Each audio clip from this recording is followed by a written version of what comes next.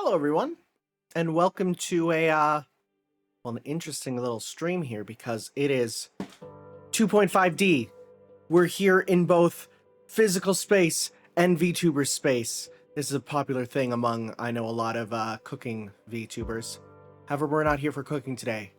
Today, we're here to give a good read to the Magician's Basic Tune. So, this manuscript here came with the special edition of Witch on the Holy Night, which I do own, and needed to get back in Canada. So it took me a while to get it, and today, just recently, they announced the Steam port of Witch on the Holy Night, which was previously only exclusive to PlayStation as well as the Switch.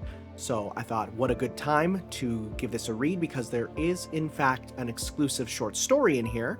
So I thought, yeah, let's read it. We have together our sort of 2.5D looking way of doing it. Ignore my hyper-realistic hands. Don't worry about it. Don't worry about it. Don't worry. So we're gonna give this a read, and we'll see how this goes, because I'm really curious how this is gonna work doing the 2.5D. But oh well, here we go. So. The Witch's Basic Tune. We're not going to look at all the art book stuff, just for the fact that, one, I don't want them getting too angry at me, because, yeah. I will be reading the art book comments, because that's the big thing, as well, because there's information in there, and the big thing is going to be the short story. So let us start to take a look. The Magician's Basic Tunes. We have just some nice art to start, some of all the key art. You know, we got the key art there. We got some shots of the crew, including the girls and Sojiro. Yeah. All right, so this is what we're here for. We want the information. And I did my best to try and... Let's see if I can focus any better on this. Let's see here. Come on, focus. That's about as good as it's going to get for the focus, unfortunately, because that's as good as my webcam is. But it's okay, I'll be reading it for you, so we'll have that. Birthday July 7th, height 5'4", weight 112 pounds, likes loyal dogs, dislikes loyal dogs. Wait, what? How's that work? Decisive battle day, snowy ruins. Is that saying where she was at for the decisive battle? I'm not exactly sure. Oh, also, when I went to open this up, there was a huge thing saying, hey, if you haven't read the story, don't open this, which I really appreciate, and I feel more art books should do. Okay. So we got just some shots of her. Yeah, here's what I want. I want the commentary. For one, I'm very conscious of Aoko's design in Melty Blood. It says that there at the bottom. Very interesting. I'm very conscious of Aoko's design in Melty Blood. Okay. We got some commentary here. I'm gonna move my mic down also so that it's a bit easier to be heard.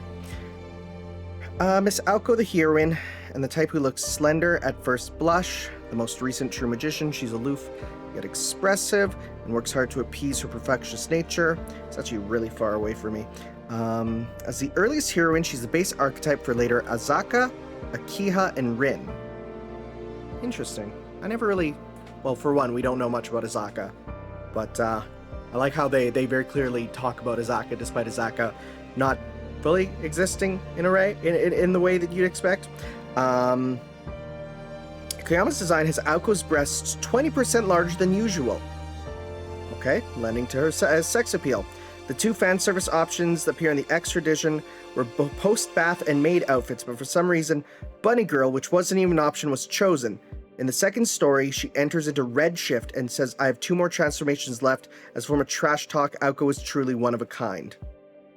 That's kind of awesome, actually, the fact that she said she has 2 more forms, but she super doesn't. I drew this character the most, including half of the unused designs and reference art. This is from Koyama. I can't tell you how many designs I went through before deciding on her usual outfit. I wanted her to come across as more feminine. So we talked about her wearing miniskirts, taking a bath, and having a shoulder massage while studying. After watching the battle at the amusement park, though, I was convinced that jeans and a simple sweater would be best. Aoko in the final battle, aka Super Aoko, was also difficult to design. A sci-fi style was rejected quickly. It would have been cool to have a bunch of lenses shooting beams in conjunction with her arms and legs. That would have been, okay, that would have actually been kind of cool. That actually would have been kind of neat. I'm not gonna lie. Just gonna move myself up a bit. There we go. Don't worry. It's the first time. It's the first time we're doing it like this, right? So we have here Alice Kuonji. She's 5 foot flat, 93 pounds. She likes honest people, disrespectful people, and her decisive battle day, Tower of London. Again, I don't really understand what that means. Her magecraft system is Umina, which we've actually heard of quite a bit in FGO recently. Magic Circuit Quality A+, Magic Circuit Quantity A++, Magic Circuit Composition Abnormal. Okay. Got some pictures of her. We got a big spread of that. We got her laying around, defeated in the final battle by Bayo. Okay, so we got some works down here. She's a witch who possesses the overpowered magecraft system and is the last of her kind. The relationship between magic and magecraft means nothing to her. She has the power to create worlds, which makes you wonder, what is a witch? However, that is a story for another time. Interesting, so we're not even getting into that fully. Well, she seems aloof. Her sense of imagination marks her the biggest dreamer of the series. Her mother named her Alice after the eponymous character in Alice in Wonderland. Both mother and daughter are like out of a fairy tale. She has practically no skin showing, but is still luring. Definitely Koyama's magic. The mannequin-like aura in her daily clothes is extraordinary, but the penguin costume is just wrong. Such is also Koyama's magic. Koyama says it's easy to illustrate the cool beauty. Oh, also, by the way, it says, I dare not comment on the penguin. It's easy to, let me make sure we're balanced, illustrate the cool beauty archetype, but drawing different expressions in-game was challenging. However, Nasu's comment is that Alice is still like a child inside, solved the problem for me. This is first or second big paradigm shift in games production, and certainly one of the most significant ones. It became dramatically easy to draw after that. The silhouette is slightly modified from the Rain Girls Academy, which is the alma mater of Toko. Although I intended to showcase Alice's slim silhouette, it may have been a bit too tight. Yeah, I can see that. Oh, it's the lad! It's Sojiro. Suzuki Sojiro. April 12th is his birthday. It's not far from mine. Height 5'7", 134 pounds. Likes, no comment. Dislikes, unjustified violence. Decisive battle day. Perseverance prevails. I still don't get what it's actually saying with that. His hobbies and talents are gardening and walking. Boy likes his walkies. Again, a dog. Whoa, what is this? What is this outfit? That's not him. This is unused material. Yeah, it doesn't look like him at all. That I just feel like this might be, if I looked at this, my thought would be this is when Aoko bought him clothing of her style for him. That's all I get for that, you know? A naive young man from the countryside. Despite his isolation and meek appearance, he has a wild side. He's actually the most difficult person to comment on. In the novel, he was around 5'11", but he's a little softer in game. Sojiro in the main story has an aloof yet funny personality because Koyama drew him. He can change the tone of a room with the Kuonji estate by naturally being the butt of jokes. Incidentally, he cleans the house in his spare time, but is not particularly skilled or fond at it. So Takeuchi's original design had him more rough and wild. I softened Sojiro up after, while keeping his raw feel. He's still the same inside, so I'm hoping the gap between his appearance and personality will show. In the battle scenes with Bayo, many of his expressions offer a glimpse into his emotions. He's plain, young, and wears his school uniform even when it's not required. Try to make the choices that emphasize functionality and rationality over fashion, like giving him tons of zippers and shoes that make running easier. Okay, I see. We got here Toko. Yes, Toko. August 8th, 5'5", 114 pounds. Likes people who create, dislikes people who destroy. Snowy old school building on the decisive battle day. Magecraft system ruins human body engineering, architectural magecraft and structure. Magic Circuit EX for quality, quantity B. Magic Circuit is normal. And we get to see a couple different takes on her.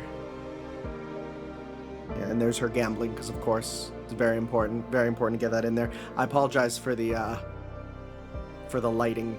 That might be an issue in the future that'll have to be fixed. Let me just if I push down on the page, it does not make it much better. There we go. We can do that. I can lift it a bit. Sure. Toko Zaki is a jack of all trades character who appears in every title of the Type Moon franchise. Okay, let's see here. Okay, so she's in... Yeah, I guess so, huh? She's in all of them. Yeah, you're right. Her design is erotic, especially her legs. Depict Koyama's raw passion perhaps the most. In the character material published in 2006, Toko was 2 years older than Naoko, but with the release of the game, many things have changed. In the latest version, she is 4 years older than Naoko. She's still young though, so if you want to see an adult Toko, the Garden of Sinners is where to look. The younger sister gets older when she powers up, whereas the older sister gets younger. What is up with these sisters? Oh shoot, that's kind of interesting. Huh, okay. I can't help but feel sorry about her situation. She's a... I gotta lift it still. She's a strong person who rebuilt her life after everything had happened. It was fun to draw her with or and without her glasses. This is a character I wanted to draw more of in the game, including before she cut her hair. The sisters remain gone their separate ways, but I'd like to see more of them interacting together. Her clothes are designed to look alluring yet cool, are functional for both indoors and outdoors. Still no amount of magic. We'll let you see what's underneath. Darn it. Okay, that's fine. Okay, Beo. We got Lou Beowulf right here. January 1st, 4/5/77. Likes the first person to ever defeat him. Oh, well, that's so true. Dislikes noise. No magecraft in particular. Regression to the age of gods quality A. Regression to the age of gods quantity C. Interesting. Composition. Phylogenetic tree up to the 18th century. Interesting, interesting. Oh, this is kind of neat. You can kind of half shift. It says, is it possible? I don't know. You're the one making the thing. You tell me. We got some more shots of him. Unused material of different forms of transformations. Very interesting stuff. Very interesting for sure. You gotta lift it about that much. Phantasmal, that's still going strong. They existed for a long time and were dropped into a werewolf village in the 18th century. A 2,000-year-old monster and natural enemy of modern mages. Attacks of pure magical energy can harm them, but magecraft is rendered useless. In a way, it's like they're relative to Arcuid, so they share a similar aura. Interesting. Also, yeah, random name drop of Arcuid.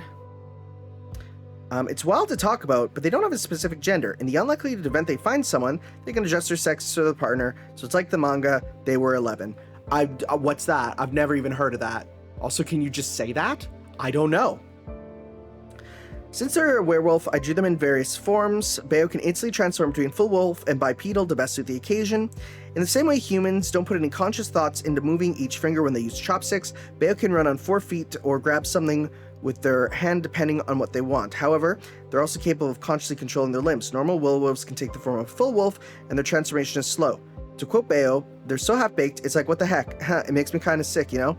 Beo's clothes and presumed to be chosen to fit Toko's taste. Okay, so Toko likes him young. Okay, all right.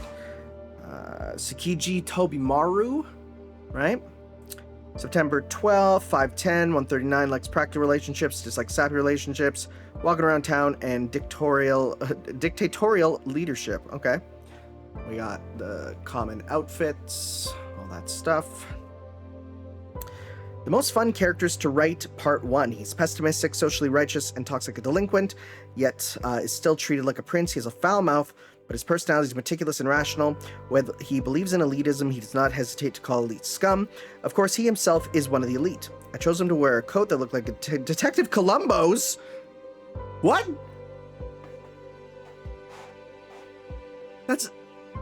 He's literally supposed to be Columbo? What the frick? That's a wild reference. All right, Nasu, calm down. Because I wanted him to be the kind of handsome guy who could pull up the shabbiest of outfits. A true relic of the 80s. He would look good in a pink woolen sweater too. Oh my god, this is insane. Columbo confirmed for the Nasu-verse. He was unexpectedly challenging to design, being a second character. I don't think the original Takuchi design draft has been made public, but it seems to have roughly like this. He combines feminine delicacy with wildness and has a rationality that suggests he's mentally mature. I probably couldn't have come up with the design on my own. I heard he and Sojiro make a good team, but I think we can expect to see more of them together in the future. Boy, this really sounds like there's going to be more Mihoyo in the future. There will be.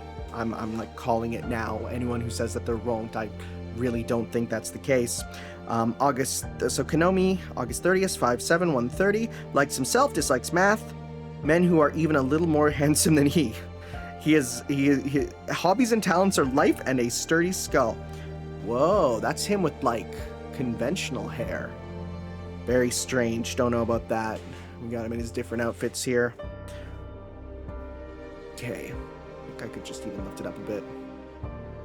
The most fun to write characters part 2. Stupid, cunning, foolish, and a lousy friend combined into an idiot. Second only to Kaede Makidera. He has a unique ability to ignore reality. Great. To the point where he would pretend he didn't see anything if Aoko shot a beam next to him. Instead, he would just laugh and say, "Wait, you're not a human? What? Don't shoot me with your beams. Aha." If this guy had witnessed the Magecraft battle between Aoko and Alice, would Chapter 5 have started? By the way, he lives next to the Kamari house, so much to her dismay, he and Kojika are childhood friends. Okay. Koyama, an unfortunate character. He's so attractive, it's a shame. He ruins it by opening his mouth. I designed him relatively freely, so it's easy to draw. I think the teachers would stare at him if he had hair like this in real life, but he seems like a nice guy at heart. Okay. Okay. Speaking of, we got Kamari Kojika. November 10th, 4'11". Oh, you are small. 88 pounds. Likes a smart lifestyle, dislikes muscleheads and chores. Hobbies are collecting books, cooking Chinese food. Always got to have a Chinese food, right? And we got another rejected, hairstyle for her. We also got her not real version, right? We got her family there. Yeah. God, it's a good thing I never saw that picture beforehand. That would have been like big spoilers. The Miracle of Misaki, a gem that could have taken the world by storm if she had only been more friendly. Her father, a fanboy of pirates, based Kojika's name, which means golden deer, on Captain Drake's ship, the Golden Hind. Really? What a strange place to put a reference to Drake. As her surname is a homonym for bear, I feel like she has lots of conversations that go thusly. So does that make you a bear or a deer? Kojika, I'm a pelican. That doesn't make sense. There's probably some pun there that just doesn't work for us. At 11 p.m. when she comes home from her part-time job, she turns on the only light in the store, arranges the poorly arranged cash registers, take care of the day's accounting. To put it bluntly, without Kojika, that Chinese restaurant would have failed within a month. The Kamari family lost their mother, so Kojika takes care of her brothers. She's like a mini-mom. Okay. According to Sakuri, the game director, she's a true heroine, but she has few opportunities to play an active role. She's the last student to be designed, as she was not a part of the initial cast. I think the request was to have a picture-perfect tsundere of any bereft of any actual dere. She's a good character, and I would have liked to see her take a more active role. They left her casual outfit in the design of her sweets version up to me, so I had fun with them. Okay. Okay. Oh, you're so cool. You're so cool. Fumitsuka Eri. So we got May 25th, 6'3", 174 pounds, likes impartiality, dislikes words that make you wonder about responsibility. He was at the cathedral. Magecraft system is none. He has no Magecraft, but he has forging and the blade. Interesting. Also, that's cursed. Everything on this page was rejected, even though that just looks like, these just look, okay, this looks like Emiya, and this looks like an older version of Student Council President from Fate, right? So let's see here. The Priest of the Mysterious Church, a staple of the Type Moon series, but a priest who is completely different from CL of Tsukihime or Kodomini and Karen of Fate. When I submitted the character background, which could not be covered in the first chapter, to Koyama, he drew up various sketches. They were the product of the late 90s. I was writing the old version of the book and still devoted to stunning yet strong character archetype. Nowadays, it's possible to put away such straightforward approach, so I took the chance to going with the old style. Whereas Sojiro is a wild kind of handsome, Eri is put together and stylish. That said, he doesn't appear in the first chapter. Koyama here, a mysterious priest who seems to be hiding something under his cloak. A lot of designs were rejected. I tried drawing him in all kinds of ways, like what if he wasn't part of the church but followed Shintoism instead? But we settled on the current design, seems to be the best to capture the original image Natsu had. Eri's role will play out later in the story. Yeah, it's like he's here, but he's not in the story. We really don't get to him just yet.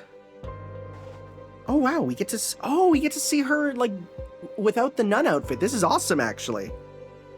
We have a Sister Yuika, or Susei Yuika, January 7th, 5'2", 108 pounds. People who work without complaints, dislikes irresponsible people. Magecraft system, the 8th Sacrament, dulls her body with stigmata. Interesting, she dulls her body with that. Okay. And DD and abnormal, no sacred resistances. Interesting. Yeah, we don't really see that. And we have some beta designs here and a really strange casual outfit. Like, that looks very strange. So when there was the Shinto setting, she was like that. Interesting. And I also see another Fate Servant here. You're kidding me. There's no way. She's the most common sense, but always gets a short end of the stick. My belief is that nuns are the types of labor over things, so Sister Yuika is the same camp as Ciel, the kind of person that levels up then thrashes enemies physically. I have no regret, of course. Originally, she was conceived as a doctor on the battlefield like Florence Nightingale. That's another servant. Holding down struggling, bloodied soldiers while treating their wounds by gouging, prying, and binding them. Satyrs or not, the fact that she is unable to see a person's reaction makes it difficult for her to empathize with others. Interesting. A terrifying blind nun, the younger of the twins. I don't remember much because her design changed so many times. Her blindness has always been there, though. The empty eyes were designed to match Ritsuka. Right. Not Ritsuka Fujimaru. That's a different Ritsuka. At one point, they looked exactly alike, but Yuika kept the design while Ritsuka was given a whole new one. I wanted to design casual clothes for Yuika. Interesting. Oh, there she is, Ritsuka. Right, we get to see some info here. January 7th, 5'3", 110 pounds. Wait. She's slightly heavier. And slightly taller, which is okay, that's a bit strange. Why is that? I guess, I was going to say, I guess they're not twins, but yes, I know that. I know there's the fraternal twins or whatever. Likes detective novels and days off. Dislikes people who spoil endings. Decisive battle, she has none. Magecraft system, dark arts, metamorphosis, and self-sabotage. Interesting. Very interesting.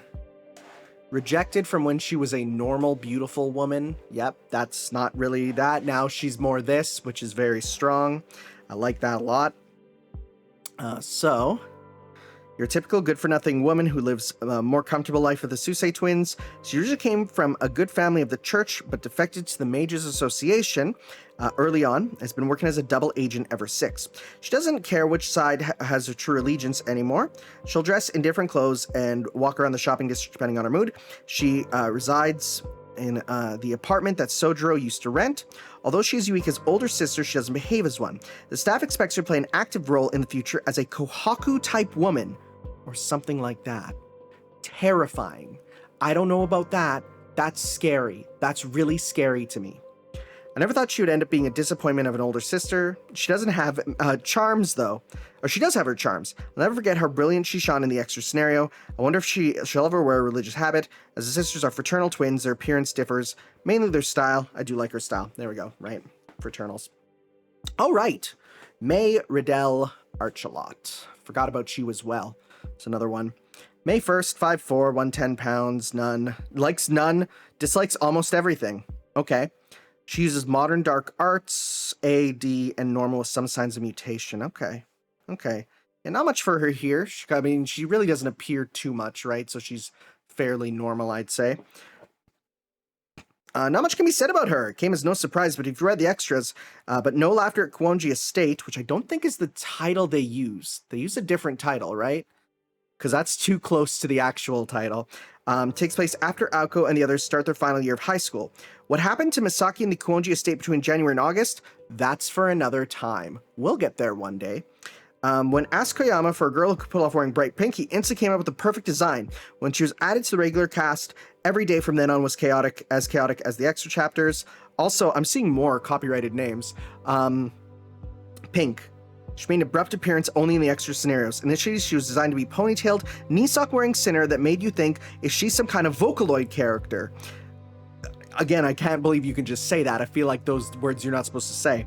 Her mood swings take her to be a somewhat volatile character. Some higher-ups told me she'll appear in concert scenes in the future. I hope they aren't messing with me. She was designed relatively early on. She has a Jackalus version. Her slightly drooping eyes contrast nicely with her fire words in action. Come to think of it, there are a lot of fiery women in fiction. Yes, that's kind of, you like to write them that way. Also, yeah, we get to see kind of an outfit there. We got some of the adults here. And we got the teacher. We got the old man who really went through a couple designs. That's for sure. Now for the adults, Mr. Yamashiro is a teacher who operates at the beat of his own drum and looks dependable, but will say anything as long as there's no risk to him. Old man Taketsu is designed to be a happy-go-lucky retiree who's childish at heart, and the type will say things like, gentlemen don't care what the world thinks of them, oh, and everyone in the media can go jump off a cliff. I like both them. Not sure why I feel the need to comment, just made me realize there are no sane adults in the story. Mr. Yamashiro is probably just as wicked as he looks. I even thought of an evil version of him. Be interesting to see how he and Aoko interact. Taketsu's last character I slipped in. I designed him with an artist in mind, but still child on the inside. Maybe a glint of something. Understandably, people misunderstand him easily, which makes it hard for him and everyone around him. Okay. Oh, we got everyone's favorite Brit Bird. Little Lost Robin Rondo Cock Robin. We got Diddle Diddle. We got Tweedledee Tweedledum. We got the second ticket. Yeah, we got all the ploy kick shit. Ooh, look at this. The Wander Snatch. That's a sick design. I mean, in the end, it was just kind of teeth in the air, but that's kind of cool. Okay, got the chocolates and stuff. Oh, we got the Bridge Troll. Bridge Troll, Troll Wood. Troll Stone. That looks just like a Xenoblade. That's cool. That's freaking awesome. We got Wood. As in, yep. Fellas, hear me out. Yep, fellas, hear me out. So I think this is mostly just... Okay. We got some stuff that is not even really explained in English. Just gotta accept it. Okay, so we got backgrounds. All right, and here's the story. This is the big thing that we're here for. So it's called the Honey Adventure. We have here Yoshitsune Mino and Ichigo Zuka. Okay, so we got what's his face? The guy from the SMT spin-offs who wears this outfit, like Raido Kuzunoha, and we got I don't know, I have no thing for you. So all right, I'm actually going to take a quick break here because I gotta fix my neck because I've been looking down, and when we come back we'll read the story. All right, well, time for us to read the story here of the Honey Adventure. So let's get going. The gray doldrum of winter had faded away, giving way to a bright and airy spring. March had arrived for the first time since Sojiro came to town. Okay, so now we're in March. Okay. Seeing the blue skies overhead, he decided to take a stroll. Eventually he came across a familiar-looking coffee shop. It was in a rented space on the bottom floor of a larger building. He once took shelter here from the rain back in his early days in town. To everyone else, it would have felt like destiny to see again, but to Sojiro, just a convenient place to have lunch. The interior was decorated with red carpet, white walls, and white cabinets. Very French, though he hadn't known enough to realize that the first time he came here. It was rather like the Kuonji estate, with a few minor differences. Feeling a bit out of place, Sojiro took the same seat he did before. Is that Sojiro? As soon as he settled in his seat, a cheerful voice called out to him from the counter. He looked over to see the more laid-back of the two beautiful church sisters, Ritsuka Susei, as bright and friendly as ever. Never thought I'd see you here. What are you up to? Your day job? Volunteering? Doing some unpaid labor, maybe? Oh, whatever it is, it's great to see you. Take a look at the menu and pick whatever you'd like on the house. Ritsuka wore an apron painted with the shop's name. Her expression was practically bursting with joy. This would be the first place where he could consider himself a regular. Unlike other teens his age, he wasn't interested in playing adult. I can barely see, he liked that Ritsuka would often treat him to something if she was on her shift. In other words, they got him with free drinks. The coffee shop was called Janus, or Janus, or Janus, depending on your pronunciation. To Sojiro, the name was hard to pronounce and even harder to remember. He thought it may have meant something to the owner, however, and one day he would ask about it. Today, though, he was just here in his favorite seat again, determined to finish his math assignment before his part-time job started in a half hour. Oh, hey, aren't you the kid from the fish market? Sojiro found a man at a table nearby with a book in his hands. He looked to be in his early 20s and had a carefree look of a college student, enjoying what time he had before entering the professional world. His short cut hair seemed haphazard, but was in fact carefully teased to look flattering from every angle. Slender and a head taller than Sojiro, he had a leather jacket slung over his shoulders and slim denim jeans that hugged his legs. The man was the very picture of a model, the type that could make any outfit look good. Hello, sorry, who are you? Sojiro asked. Come on, man. You gave me a freebie at Uotatsu yesterday. Oh wait, you're the one who buys loach and eel, Sojiro said. Huh, I don't remember ever learning your name. I guess I forgot to introduce myself. You can call me Ichigo Zuka, so that is him. Yeah. Ichigo Zuka, nice to meet you. With a jovial grin, Ichigo Zuka sat in the seat opposite Sojiro. While Sojiro rarely had his guard up unless someone was an obvious threat, the guy seemed so innocently friendly that even a lone wolf like Alice Kuonji might have allowed him to share a table with her. Reading the books today? Man, it's so inspiring to have bright kids like you out there. You're very bright yourself, especially his teeth, Sojiro thought as he stabbed a fork into a shortcake. He spent the rest of his time before his shift chatting with Ichigo Zuka. How could he resist the topic of seasonal cuisine? Eventually, Ichigo Zuka said, "Whoops, it's getting late. Sorry for taking up your time. Let me at least treat you for the trouble," and he took both of their bills to pay before he left. Not long after, the clang of the bell rang inside the coffee shop. Distracted by the sound, Sojiro stopped putting books in his bag and looked up at the entrance. What? A dark figure stood in the doorway, shrouded a gloomy shadow. Sojiro was at a loss for words, his mind bending at this strange alignment of the stars. The man stood as straight and rigid as a statue. At over 6 feet tall, he was clad in white and wore some kind of helmet. A huge white cloak seemed like swan wings wrapped around his body to protect him from the elements. Excuse me, might I find Sojiro Suzuki from Misaki High School here? The fearsome figure in white spoke to the waitress in a cold, dignified voice. Frightened, the waitress responded with only a nod and a glance towards Sojiro's seat. He thanked her and ordered something before following her gaze and turning to address the one he came for. Greetings, I'm Yoshitsune Minu. Until a few days ago, I was your upperclassman. There's nothing to fear. While his behavior and clothing were unusual, his polite greetings seemed sincere. Under the encouragement and guidance of my predecessors, I have successfully become a graduate of Misaki High School. You and I never crossed paths, but I was on the cheer squad. It had only been 3 months since Sojiro transferred in, but cheer squad rung a bell. The captain of the squad had a sense of notoriety about him. Even the student council president might cower like a frightened cat in his presence. I have something to tell you. May I have a moment of your time? Blinking in surprise at Yoshitsune's old-fashioned etiquette, Sojiro assented. With a bow, the squad captain oddly opted to take the seat next to Sojiro instead of across the table. You don't have to sit next to me, yes, but this way we'll have less to worry about. After a while, the waitress brought out a pair of parfaits topped with cream. She made a face at the unusual sight of the boys sitting together, side by side on the sofa. That was when Sojiro realized with a shudder that this position made him difficult for him to run. My treat. I ordered the most expensive thing on the menu.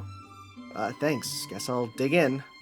Sojiro was already topped off after hanging out with Ichigo Zuka. With the intimidating guy sitting so close, it was hard to refuse. So he rolled the whipped cream around in his mouth as if chewing it. Yoshitsune, however, did not touch his parfait. Instead, he cleared his throat forcefully and began to speak. Let me ask you a question. Are you the sort of animal that looks at your housemates as members of the opposite sex? What? His housemates treat them like their guard dog, but Sojiro never imagined someone he'd met would accuse him of being an animal.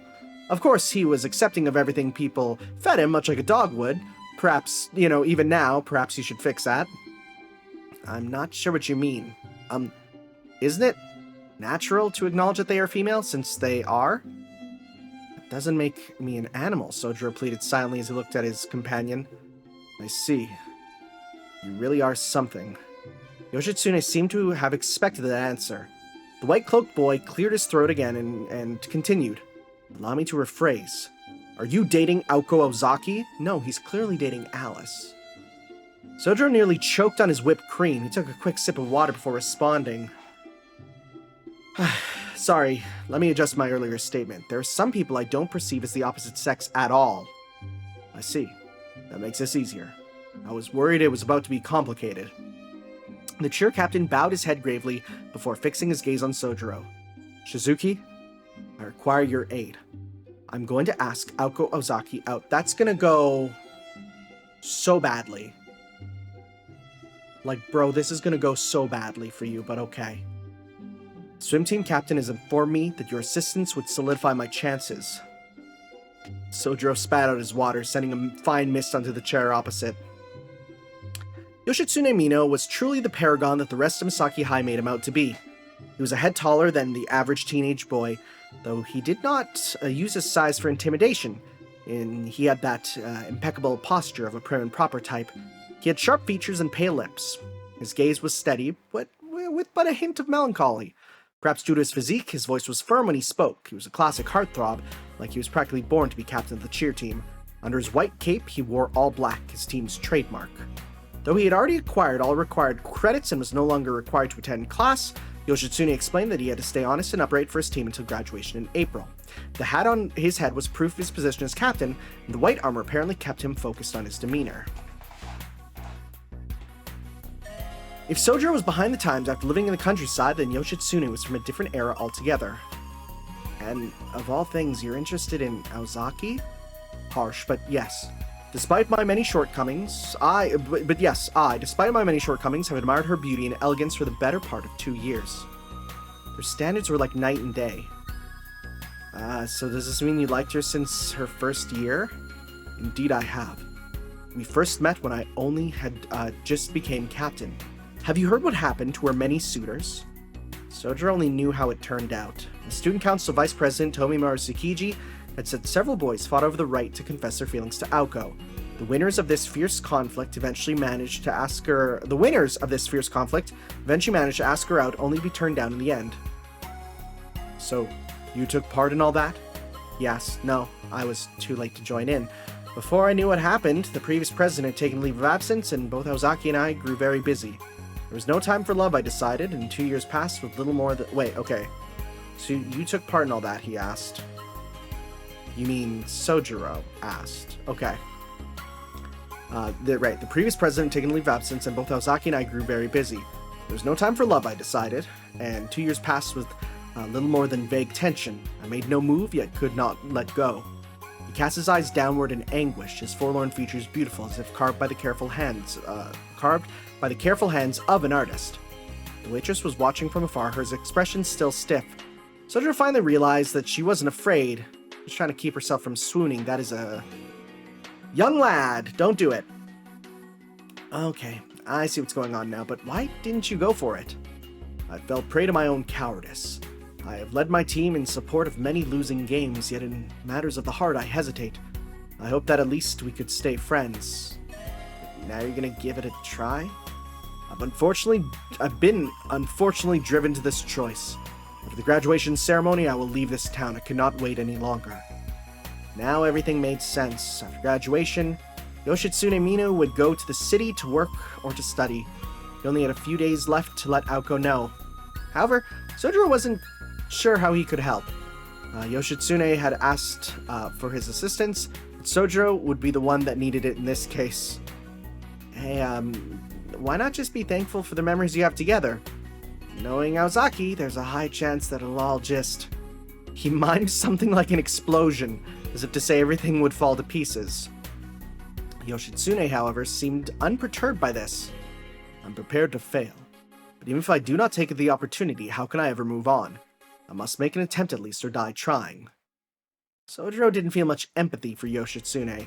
He wanted to open up so bad, why not just do it why not just go and do it right now? I know what you're trying to say. Look, I'm not the strategic type.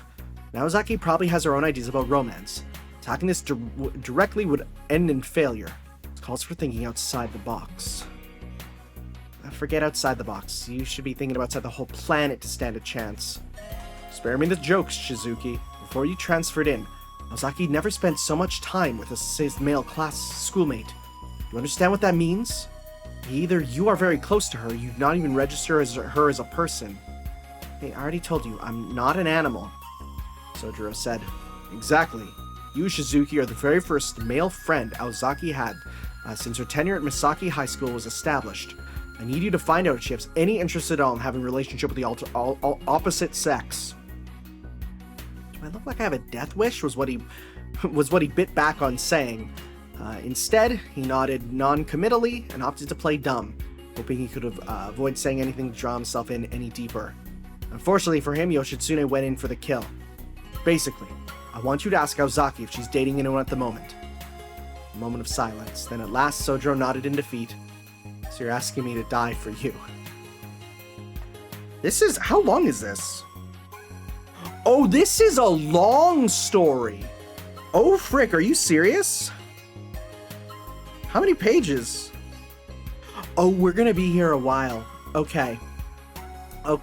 I finished this page. We'll be back in a bit. I'm gonna chip away at this. I thought I could just, I'm just gonna read this and it shouldn't take too long. No, this is a long story. So yeah, we'll come back to this. I need a break personally. So I will see you all in just a sec because I have work tomorrow and I thought I could just get this done. Turns out reading this text is gonna be longer than I expected. So I'll be back just a little bit. Okay. We can continue here. I've also maybe adjusted the setup so I'm not actually looking down and instead simply looking at the computer screen because that's way easier to do than craning my neck down. However, to give the illusion, I'm tilted down. So don't worry, I broke your immersion entirely. Anyways, it was 11:30 at night. After parting with Yoshitsune and finishing his shift at the fish market, it's so weird there's no dashes. That's strange. Why would they do that? Anyways, Sojiro returned to the Kuonji estate. There he saw a light on in the drawing room. Curious at the unusual sight, he peeked past the door to see Aoko Ozaki and Alice Kuonji lounging inside. The television was rolling the credits for the Thursday evening moving feature. Who's this? Aoko. When it comes to Kung Fu, it's gotta be Shaolin Woodmen. Losing parents, training, a threat, a meeting, training, new skills, becoming a master and leaving a station, a villain appears, training, more training, and finally the last farewell. Everything the main character ever learned leads up to this point. His final tearful fight with his master. It's always gotta end with a bang like that. Aoko's fists were tightening in excitement. Alice, however, remained as reticent as ever. I get what happens, but why does that last cut drag on so long? Can you explain that, Aoko? She sighed dramatically, and in that one sound, conveyed everything about the situation. I am doing this for her as a friend, because Aoko is so adamant about it. Is that a little sad face? Like a little emoji? No, that's a... Is that an ellipses? That's an ellipses, okay. Curse you, bad resolution. Sojiro saw his chance. The mood in the drawing room was relaxed. No one would blink if he suddenly asked a question. Hey, I'm back. I'm gonna make something to eat before bed. Want some? Really? Yay! I was just thinking I needed a snack, thanks. If you two are having something, then I'll have a little too. It was the perfect setup. Order of operations. Shoot the horse before you shoot the general. Butter up a girl with dessert before you bring something up. He had learned a lot over the 2 months he'd lived there, and he was about to use that knowledge to its full extent. And I just have to figure out how to lead into it. Yoshitsune had requested 2 pieces of information, Aoko Ozaki's relationship status and her opinion about it, without making her realize the intentions behind it. Sojiro wasn't entirely enthusiastic about his mission, but he couldn't back out now after seeing how serious Yoshitsune had been. Besides, Sojiro could have refused, and yet he didn't. He felt it was his responsibility to give it a try. Okay, Ozaki, Alice, it's finished. Have at it. Sojiro brought the dessert to the sunroom, with Aoko and Alice following after expectantly. He put a single plate on the table with a silver dome placed over it. It's nothing fancy, but here. He lifted the cloche with a clang. On top of the plate he so ceremoniously presented was a jar with vivid red jam next to 3 large slices of bread that were so thick they looked like golden bars. However, apparently this rich topping was actually some jam bought on sale, and the golden bread was nothing more than a few slices of cold toast, that's not toast, that's bread, that's just bread. Together forming one of the most basic snacks of all time. Jam on toast. That's Shizuki for you. Absolutely nothing put to waste. Alice gracefully took her seat. Too complimentary if you ask me. This is hardly luxurious. Is this some new form of mental torture? Turning our fine home into a corner candy store? Do you think we live in Siberia? Actually, no. I'd be willing to bet Siberia is far better off than this. Sojiro said, What?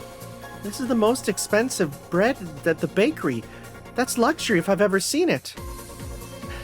You call 150 yen for an eighth of a loaf luxury?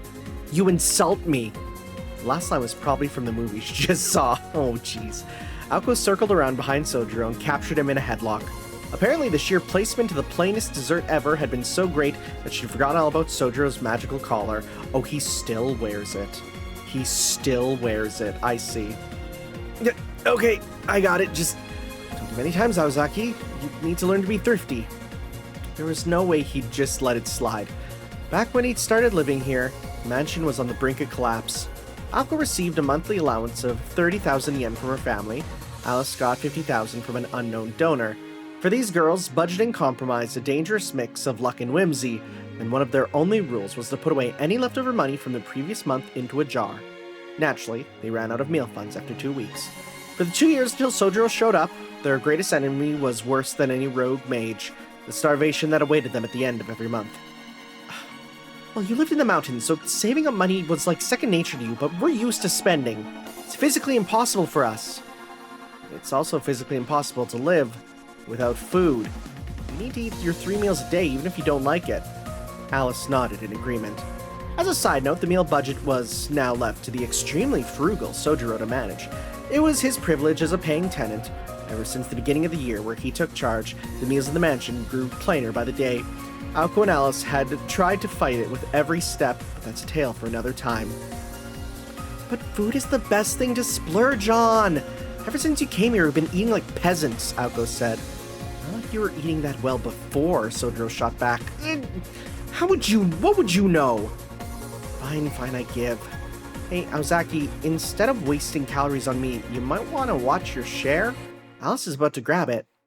Oops, Alice said. You could have at least looked a little guilty about it, Alice. Hands off! Sorry, Aoko. I thought you didn't want it. Sojiro agreed. Yeah, I should have known she wouldn't want any. I do! I love jam and toast! Well, are you sure you two aren't scheming against me? Alice and Sojiro exchanged looks. Neither of them had really intended to gang up as they did, but something's making noise in my house. What is that noise? What is that noise? What's that noise? Oh no! What? That's very strange. A music player just started on my computer, even though I had it turned off. That was scary. Just suddenly noises started playing. Thankfully, you won't have to worry about that. Yeah, it turned off now. I actually got scared. I'm like, is someone in the room with me? Anyways, Alice and Sojiro exchanged looks. Neither of them had really intended to gang up as they did. But when it came to making fun of Aoko, the two of them sometimes fell in perfect rhythm with each other. I mean, it's because they're made for each other. I guess airheads do attract. Aoko didn't pursue further. Maybe she'd already said what she wanted to say, or maybe she remembered there wasn't much left in the fridge. So she sat down and reached for another slice of toast. On another note, the residents of the Kwanji estate were very particular about the desserts. Aoko counted calories for sweets, but still liked to gorge herself on them. Alice, on the other hand, rarely touched any sort of confection, no matter how luxurious or delicious it may be. For Alice, fruit was her definition of dessert. She didn't care for pies or chocolates, and only enjoyed the occasional scone. And so toast and jam was the perfect compromise for both of them. The three of them finished their modest snack and settled in with some tea brewed by Alice. Eventually, a few minutes before midnight, just as it was time for everyone to turn in, Sojiro took the opportunity to break the silence.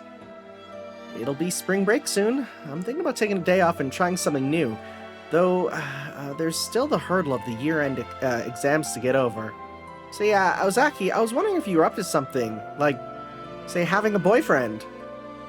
Oh my god. Oh my god, buddy. The two girls were struck speechless, as if witnessing an ancient landmark's final collapse. A suffocating silence bore down on the sunroom. Sorry? Aoko barely squeezed out a response. Do I what? Oh, I was just wondering if you had any experience dating. Just curious. Why do you want to know?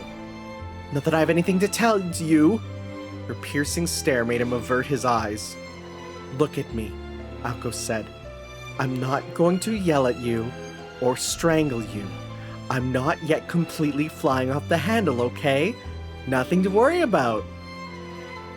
That sounds like plenty to worry about.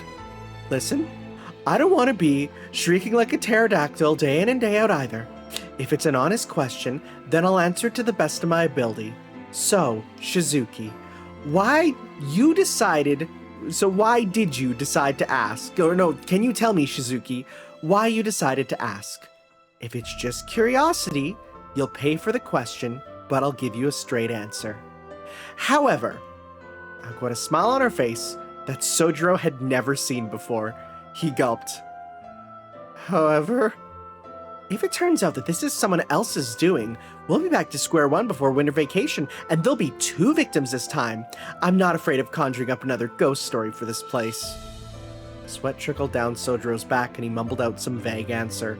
Normally, he would be honest and confess that he was actually asked to do this, but this time he couldn't bring himself to look Aoko in the eyes, let alone say anything definite. Fine. It's not hard to say. You just don't want to. Whatever. I'm not even mad. We can put an end to it here. Really? You look pretty mad to me. I just know that nothing I say will matter when you're making that face. Let me guess. Some stupid code of honor is preventing you from telling me who asked you to do this? Huh? Oh, no, I can tell you. You know, Mino, a year above us, he's planning to ask you out, so he asked me to check if you already had a boyfriend or not. Pfft. Weirdly enough, Aoko had the exact same reaction as Sojiro did hours earlier. What happened to your weird hang-ups? Aren't you supposed to keep that a secret? Well, you never told me to keep it a secret. I had my own reasons for not telling you right away. Wow, so you're actually scum. Aoko had threatened to kill him if he was acting on someone else's behalf. He climbed up because he was scared for his life, so it probably looked to Aoko. No wonder she seemed disappointed. Alright. I don't have a boyfriend, and I don't plan on getting one either. Happy? What? I said I've never had a boyfriend. I'm serious. Hey, are you laughing at me? No, actually, I'm shocked. I thought you'd be mad because the question came from an outsider. I'd answer anything if Mino asked. I respect him, and he's pretty good looking. If he asked me out, and there's a good chance I'd say yes to him. Ako's cheeks were dusted pink like a typical young woman in love. They were interrupted by the loud peals of the grandfather clock. Midnight. That was the cue for Aoko and Alice to return to the rooms, leaving Sojiro behind to reflect on Aoko's words. Stunned, he whispered to himself, the universe wouldn't allow that sort of thing, would it? I don't think so. There's no way. We know. The fact that we've never heard this guy again. Oh, I just saw something.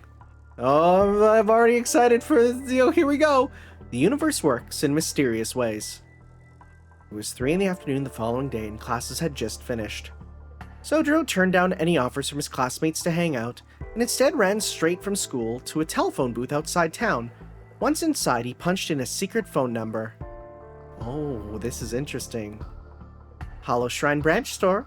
How can I help you? That's Toko's place, came the cheerful voice over the line. Sojiro explained what happened the night before, but to his surprise, he received a rather nonchalant answer. Aoko likes it when people are nice to her, believe it or not. And silly girl's got a soft spot for normal people. I know that, but dating is a whole different thing. Feels like Ozaki has her guard up when we talk about it. You're pretty perceptive. I'm guessing that this is Toko and not Bayo. Right? Because why would Bayo know this stuff, right? Yeah, this is absolutely... This is meant to be. He called, because he called the hollow shrine, right? Yeah. It's a cheerful voice, but... Yeah. Let's see here. You're pretty perceptive. Yeah, it's not easy to break down her walls. And there's an obvious reason for it. Aoko doesn't like romance. In fact, she despises it. Despises it? That's a little strong. Yeah, but it's not her fault, you know? Her first love went really bad. Her what? Sojiro turned over questions in his mind, his warped reflection looking back at him from the glass of the telephone booth. Where could he even start with this? The fact Ozaki despised romance? That she was hurt? Or did first love have some other meaning? Oh. First love just means the first person she ever went out with. So Ozaki was dating someone and got dumped? No, not quite. She didn't get dumped, really. Seems more like they're still going out, actually. I mean, her first love lives in Misaki and they see each other often. Huh? But then came the betrayal. Ever since then, Aoko's had something of an allergic reaction to the topic of dating. It's pretty sad. Well, it looks like the Magecraft line's about to burn out. If we talk any longer, Alice's ploys will find us, and we don't want that. See you. Clank. The connection went dead. Still reeling from their conversation, Sojiro placed the receiver back in its holder, took a few breaths, and tried to make sense of the situation. After a little thought, it all began to sound less weird.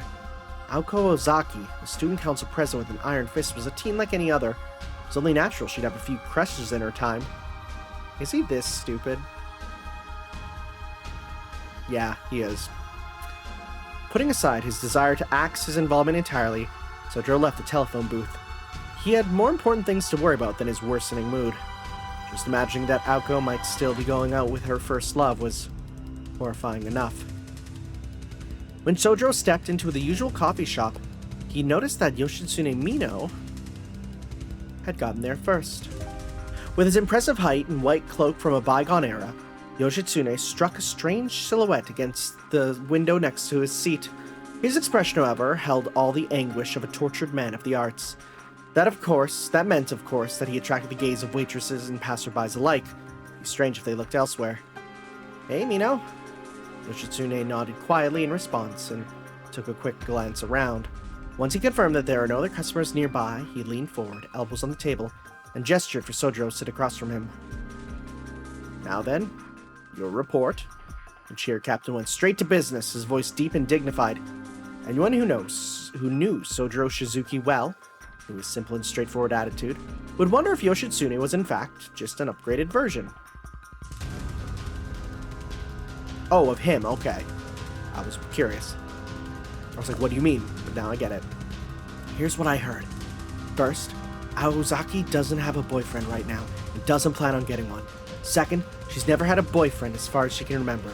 Third, she seems interested in you. How did you get that third one? Too much? No, it's perfect. The swim captain was right to recommend you.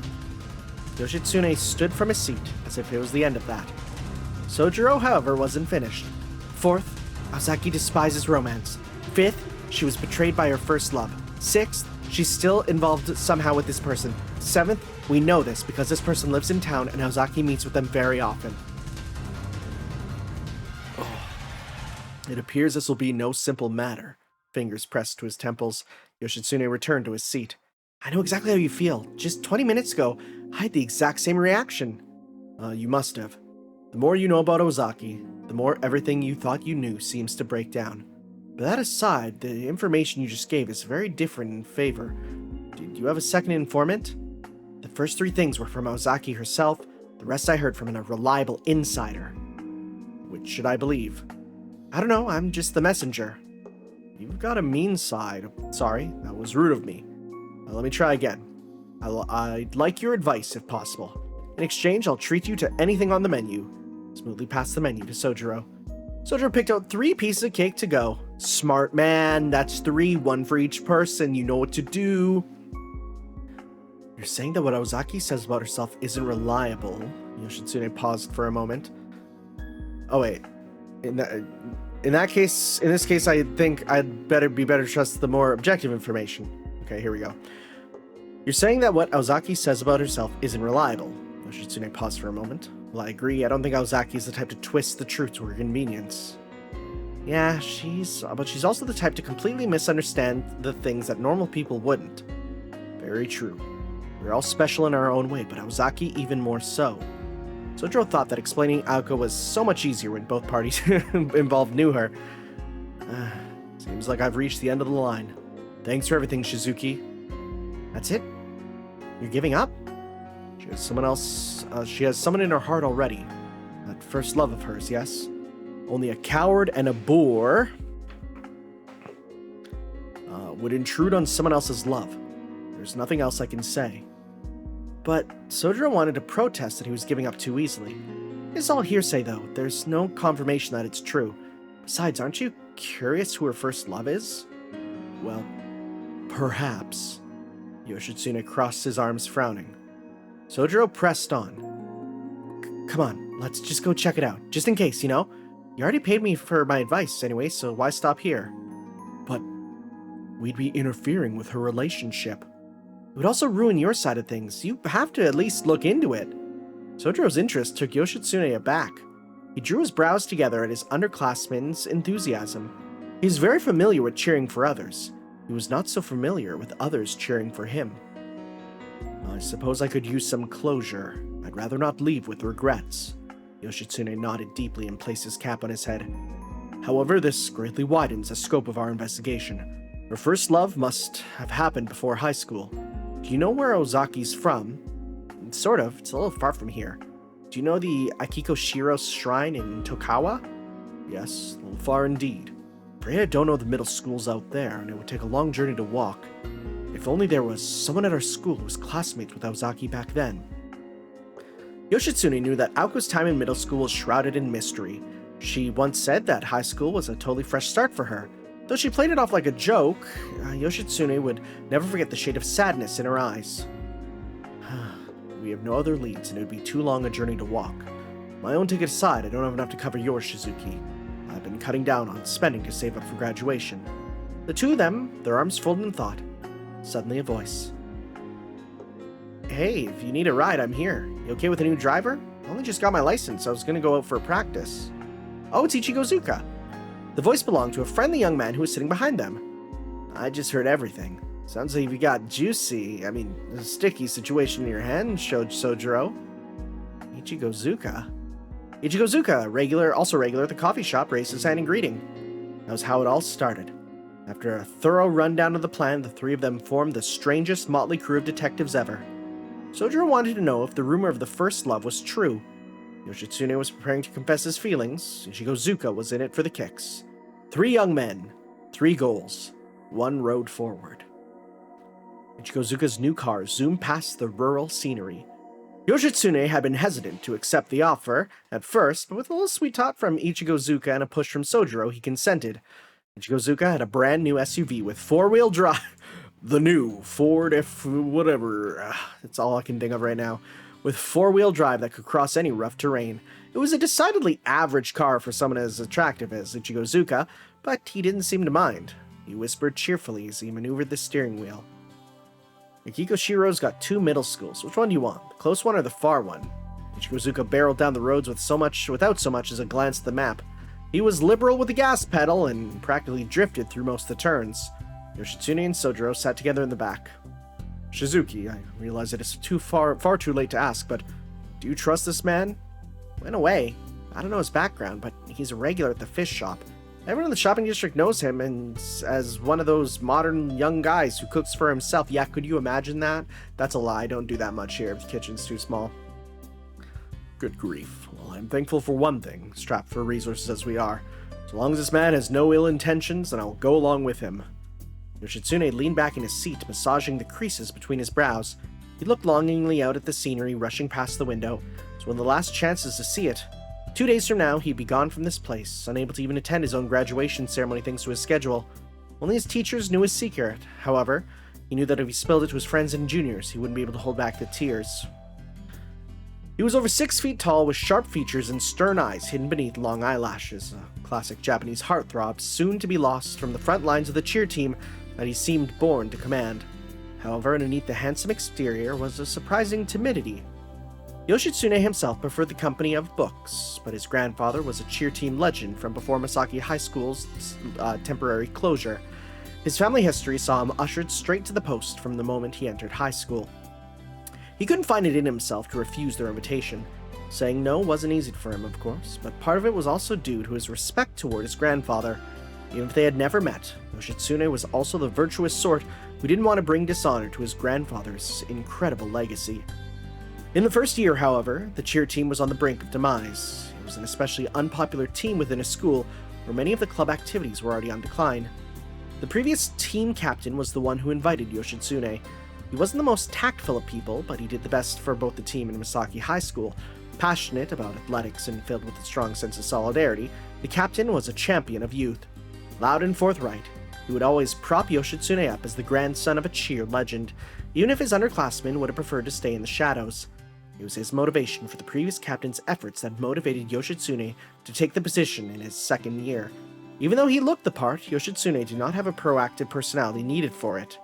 He needed encouragement, and the one who gave him that boost was the newly appointed student council president Aoko Ozaki. He had no idea how Ozaki really saw him, or Aoko rather, but he was under the impression that she believed all the rumors that his rigid authority could assuage the worst tantrums and complaints. Revitalizing the cheer team was also essential to revitalizing the athletic clubs. When a leader hesitates, their followers get complacent. Yoshitsune chuckled when he recalled Aoko's caustic words as she barged into the cheer team's training room. That was an eventful year now that I think about it. He had his hands full with the team ever since. With all the previous captain's praise and the student council president's support, he had no choice but to work hard. Over that year, he learned that he didn't have to do everything perfectly to achieve great results. After all, making gambles with no plan ahead was Aoko Ozaki's specialty. We're almost at Akikoshiro. I'll wait in the car. Are you guys going out looking like that? Ichigo Zuka's voice interrupted Yoshitsune's reverie. Is there a problem? I mean, Sojiro aside, you kinda stand out, Yoshitsune. At least take off the cape, man. No. I will go like this. I have nothing to hide. Though he had to admit, as he put his hat back on, that his motivations were, in fact, rather cowardly. He did get some weird looks, but the investigation went rather successfully. When the sun began to break, the party left Akikoshiro and turned back to Misaki Town. Both middle schools in Akikoshiro were co-ed, but it was easy to find out which one Aoko had gone to. She had a tendency to stick out from the crowd. The moment her name came up, the stories would come spilling out. This is all based on what we heard, but it appears Ozaki was a very different person in middle school. Her underclassmen said she was more of a graceful, demure young lady. Oh yeah? Wish I could have heard myself. Oh no, this is Ichigo Zuka now. So this Aoko chick was the total package before high school? Ichigo Zuka jumped into the conversation at Sojiro and Yoshitsune, going over what they learned. She still is, thank you very much. You sure about that, Minao? She is wise, prudent, respectful, and thoughtful to others, and doesn't resort to violence, and doesn't yield to evil. She's a beauty far removed from all the deceit and falsehood. Ugh! Ichigo Zuka, your driving's a tad erratic. That sharp turn just now was a close call. Whoops, sorry. A bird flew right in front and spooked me. It wasn't a crow, a starling maybe? Anyway, Sojiro, is this girl you guys like so much really like that? Was that Robin? Why is he here? Oh boy. For a second I thought they were talking about some other girl with the exact same name, but when I stop and compare, then yeah, I guess so, Sojiro said. Ichigo Zuka jumped into the conversation as Sojiro and Yoshitsune were going over on what they learned. The two high school boys had split up to gather information. A lot of the stories they heard had matched, meaning their intel was reliable. The only problem was they hadn't learned a single thing about her love life.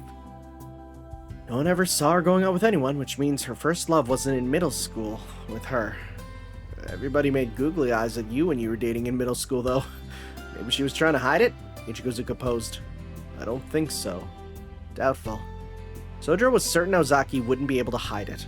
Yoshitsune was sure Ozaki wouldn't hide the truth. Oh yeah? Okay, then if nobody saw her around school, then she must have met her first love outside school. Guess we're gonna be snooping around Misaki tomorrow. You acted casual about it. Ichiko Zuka was right.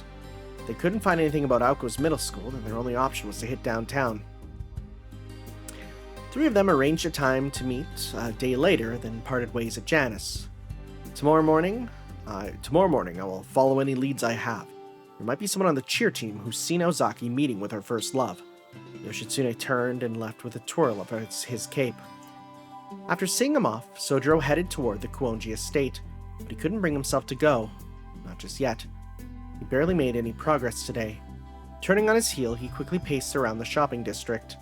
He needed to find out the truth. This enthusiasm was unusual for him. He didn't know where it was coming from.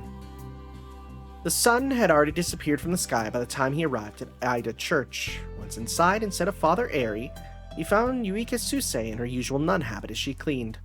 "Oh, good evening, Sister Yuika," Sojiro announced his arrival so Yuika would know he was there. She wasn't able to see him after all. "Oh, Mr. Shizuki. My apologies, but we are locking up early today. Please save any visitations for tomorrow." "Oh, I'm not here for a visitation. I just have a question." Remembering the amorous nature of his question, Sojiro scratched his cheek awkwardly. While he appeared to be stoic, he was actually quite shy around beautiful women. "My, Mr. Shizuki, I never thought I'd sense such a chaotic aura around you. This is a shock, or perhaps a welcome development. So even you are not immune to love." Yuika teased him with an encouraging smile on her face.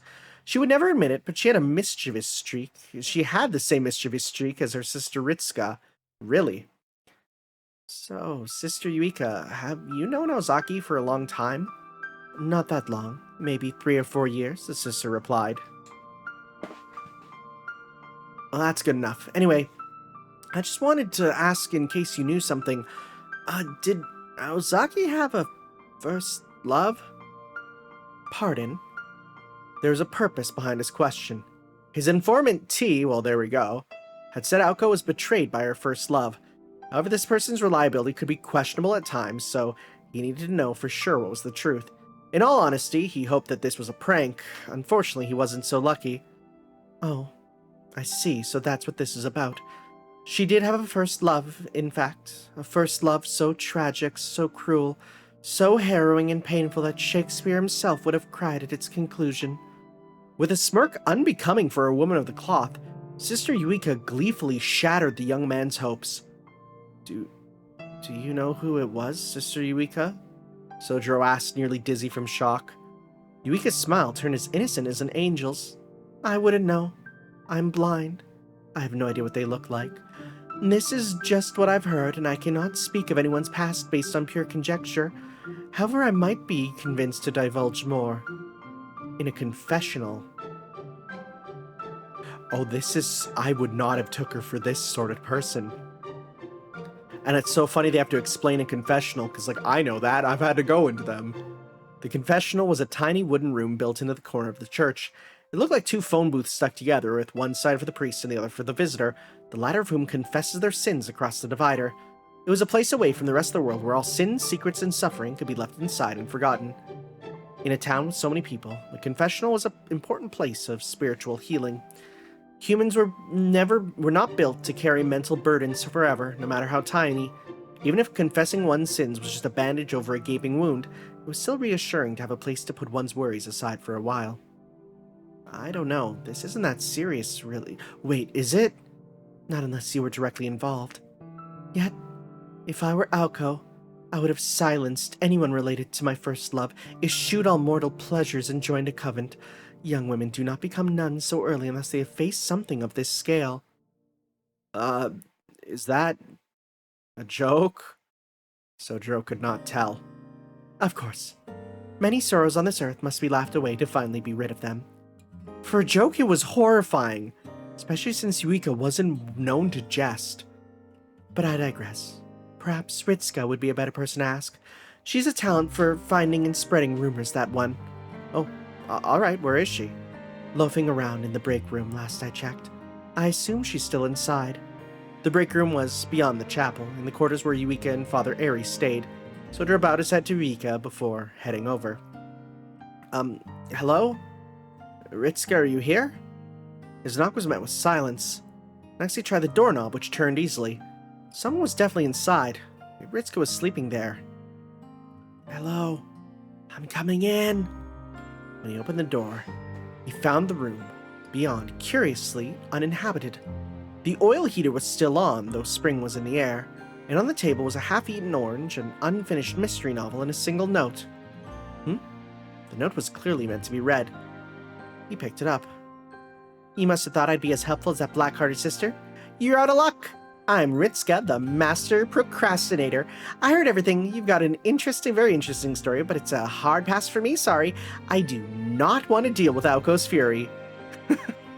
The note, scrawled in pink and green highlighter, disappeared the second Sojiro finished reading. He let out a long sigh. She was so dramatic. Why are the both of you like this? This went nowhere. He left that remark in the room after turning off the heater. It's so funny. They're so dramatic. The next morning, clouds filled the sky. Before Sojiro could leave the coffee shop, Aoko stopped him in the Kuonji estate foyer. You have work today, Sojiro. I can't stop you if you have plans already, but you know exams start in 2 days from now, right? Oh, it's too early to say whether I'll be fine, but I'll be back in the evening. I'll just cram tonight. Okay, but you've been acting kind of weird lately. You didn't get into another sketchy job, did you?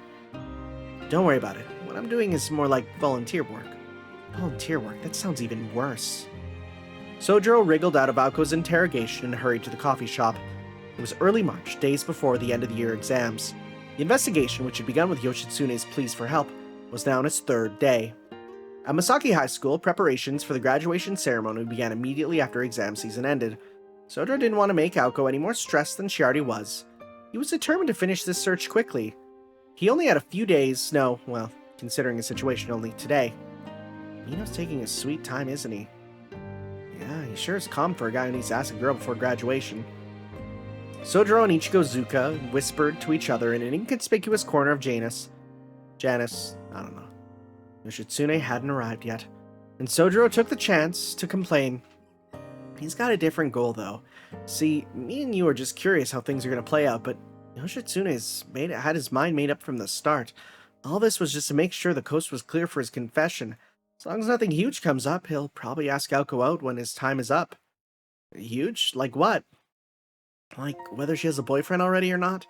He doesn't seem to care who her first love or whatever is, but you tell a girl who's already dating someone you like her, it just give her more to worry about, right? Realizing what Ichigo Zuka meant, Sojiro nodded. So he was the only one heavily invested in the search for Aoko's first love. Ichigo Zuka was just trying to support Yoshitsune. Yoshitsune was making sure he wouldn't cause trouble for Aoko. The cheer captain had already mentally prepared to proceed with his plans, as long as he wouldn't be too much of a problem. Oh, here comes a cough. Alright, I'm back. Needed some water. Some people ask how I do this, and the answer is I'm a teacher. You just talk all day. That's just how you do it. Anyways, he doesn't want Ozaki to get hurt in the process, so he's just first checking if asking her out won't bother her too much. Am I getting this right? Right. He's fine if he's the only one getting hurt. Personally, I think he's being a little too careless, but I guess that shows how much he cares. Yoshitsune was every bit the guy the rumors made him out to be. His grit and determination had saved Masaki High cheer team from the brink of destruction. Handsome, calm, quiet, and extremely thoughtful, the team captain had probably never lost his cool in front of anyone. Sojiro couldn't help but be impressed. Sorry for the wait. Oh, no need for a menu. I'll be leaving very soon. And speak of the devil, the man himself appeared in his full white-caped glory. He easily strode past the waitress, who looked like she was ready to ask for an autograph. I've never seen you in such a hurry. Did you learn something new? There's been a sudden and very important development. Despite his haste, Yoshitsune took a seat and leaned forward on the table before beginning to speak. A member of the cheer team who has a younger sister who was classmates with Ozaki in middle school. When I inquired further, I gleaned some information on her first love. Whoa. Yoshitsune continued. Oh, I know exactly who this is then. He's older than Ozaki. Apparently a kind-looking college student from the area. I know exactly who this is. That's kind of vague. I can think of a million guys who match that description. But Ozaki's circumstances narrow that possibilities. She was in college when she was in middle school. He must be at least 5 years older. Plus, based on what Shizuki learned before, he's from around here, which means he still meets with Ozaki often. Right, Shizuki? Yeah, but it's strange. If she was talking to someone that much older, wouldn't there be witnesses? Precisely. That means Ozaki's first love is someone no one would think twice about, who doesn't look like, her partner. Despite meeting her so often, I can think of one person who fits that bill. No one would think twice seeing Ozaki talk to him or in town, or if he's 5 or more years older, looks harmless. Realization lit up Sojiro's face. There was someone who met that description. Did you guys think of someone? Who? Let me in on it. You probably haven't met him before, but wait. No, that's not who I was thinking about. No, what? Oh. The student body advisor at Masaki High School, Mr. Kazuki Yamashiro, matches all of the criteria. When Yoshitsune spoke the culprit's name, he grew visibly tense. No, this isn't who it is, no. Looking back on it, Aoko and Mr. Yamashiro did act strangely for a teacher and student. They behaved more like siblings, they trusted, but never relied on each other too much. The evidence suggested they had some sort of history. It was just before 3 in the afternoon, 1 hour before school closed for the day.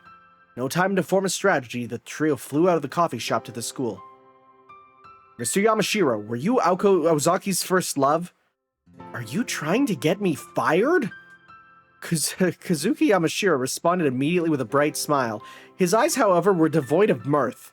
They had only just entered the teachers' rooms, and in 3 seconds their investigation was thrown back to square one. I'm sorry, I am asking for personal reasons.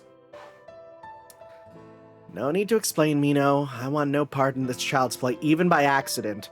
If I hear why you asked that question, or why you asked me in particular, I'd be stepping past the point of no return. Mr. Yamashiro smiled at the intruders and glanced at his watch.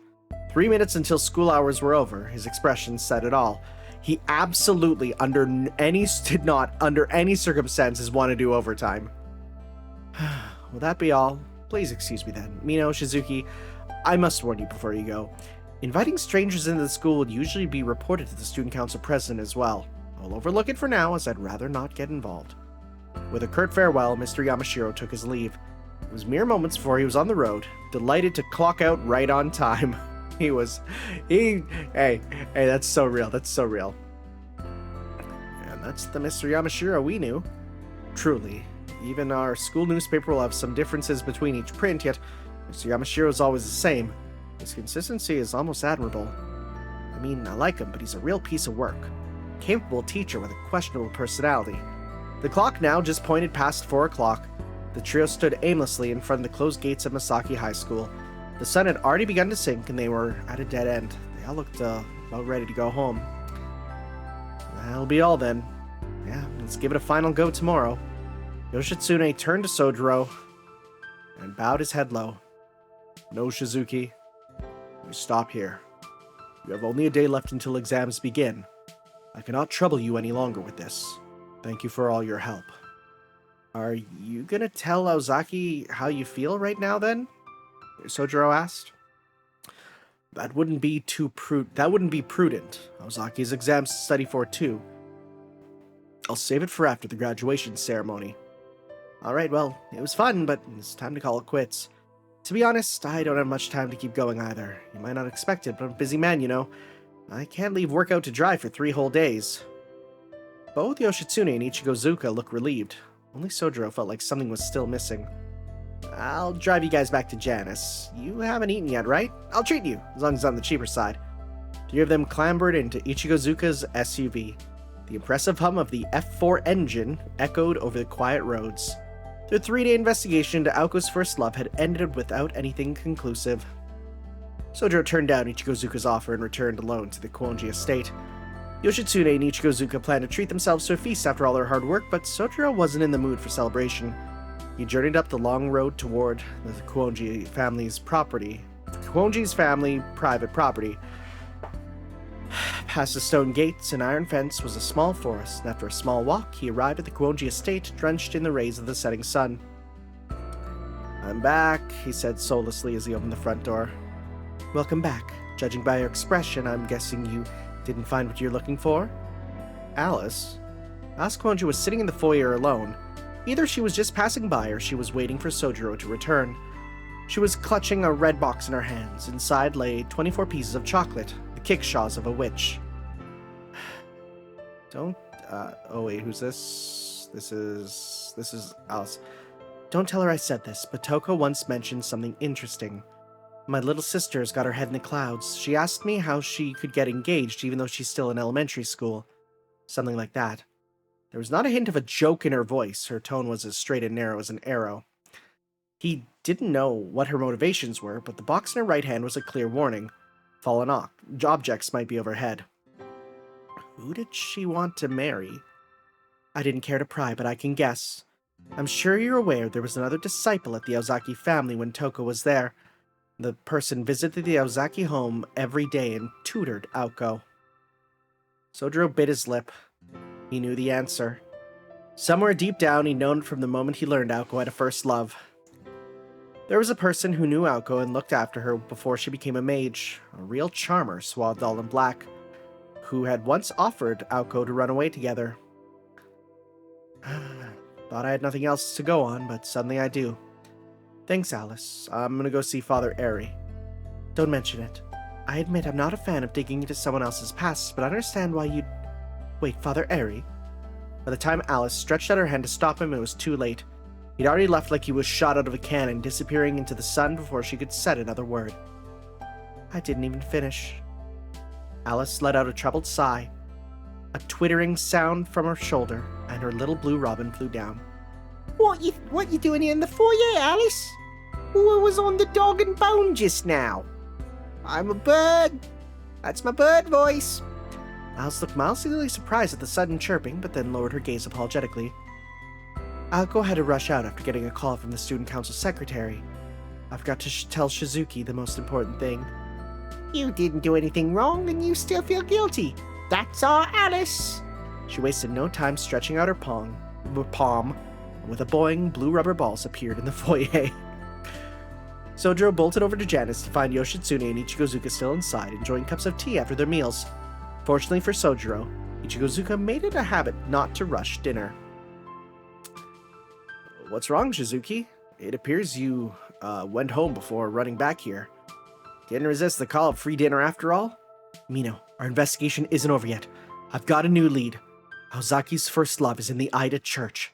Sojiro explained the bare details through ragged breath. Yoshitsune contemplated this, his gaze austere. Whoa, for real? Ichigozuka said, cutting the tension into, Are you for certain? From what I understand, Aozaki's first love was her home tutor. The one who had access to the Aozaki home at the time was a man from the Ada Church. He did not include the fact that the man was also a, disciple of magecraft. I see. I'd given up too early. Yoshitsune jammed his cap on his head and stood up. Let's get to this church. I want to know what sort of man this is and whether he's still with Aozaki. Ichigozuka, could you drive us? We need to get there before it closes. Ichigozuka looked completely bewildered, or rather like he wanted to run. Oh, wait a sec. I said I'm busy. I don't have the time to cart you guys around. You said you'd be busy starting tomorrow. Please, Ichigozuka. We just need a ride. Zip us over there and it'll be done. The two young boys held Ichigozuka hostage with their pleas, leaving him nowhere to run. Okay, Jesus. It's almost 7, though. If the church is closed, we're turning back around. Are we clear? Why is he so worried? The boys nodded vigorously. Guess it's worth it to try our luck, Ichigozuka relented. Perhaps all of Yoshitsune's efforts had gifted him a boon, for the church hadn't closed yet when the three arrived. Lights were on in the chapel, and the front doors were propped open. Yuika wasn't there, and instead stood the head of the church himself, Father Eri Fumitsuka. The black-clad priest wore an easygoing smile, as if he'd been expecting them to come in. What a curious trio. You look well, Mino. Father Eri seemed to know all three visitors. He knew nearly everyone in Misaki Town, and as he often left church duties to the nuns so he could take walks around town. Forgive me, Father Fumitsuka. I come on personal business, not school business. Yoshitsune strode between the pews without hesitation to stand face to face with the priest. To Father Eri, it was a normal visitation, but to Yoshitsune, it was his last stand. The hardened expression on his face was reserved for enemies, and this was his rival in love. I sense some tension. Now that I think about it, we haven't had an opportunity to speak personally, have we? Go on then, ask what you wish to ask, though I presume it will be about Aoko. Eri Fumizuka was someone to be feared. Determination flared in Yoshitsune's eyes. Sojiro stood behind him, silent. Ichigo Zuka looked tense. This was all Father Eri needed to deduce what was going on. The tension in the air was suffocating. Sparks seemed to fly between Father Eri and Yoshitsune, fanned by white and black cloaks. They could beat each other's throats any second. Ichigo Zuka held his breath, watching them from near the door. Sojiro stood a little ways away between Yoshitsune and Ichigo Zuka. No doubt he wanted to keep his distance from the priest. The four of them formed a straight line from altar to the entrance. Mino? As Yoshitsune sized up the priest, Sojiro spoke up. It was a silent push, an unspoken "if you won't say it, I will." I know. Threats are useless against Father Fumitsuka. He then turned to clearly address the priest. Father, excuse my rudeness, but I must be frank. Are you currently seeing Aozaki? Of course. It's been 6 years or so already. Having no relations at all would be quite difficult. Is it true that you broke her heart? If you mean did I change the course of her destiny, then yes, I suppose the blame lies with me. And what does Aozaki think of this? Yoshitsune asked. Nothing. Her hatred could not change what has already come to be.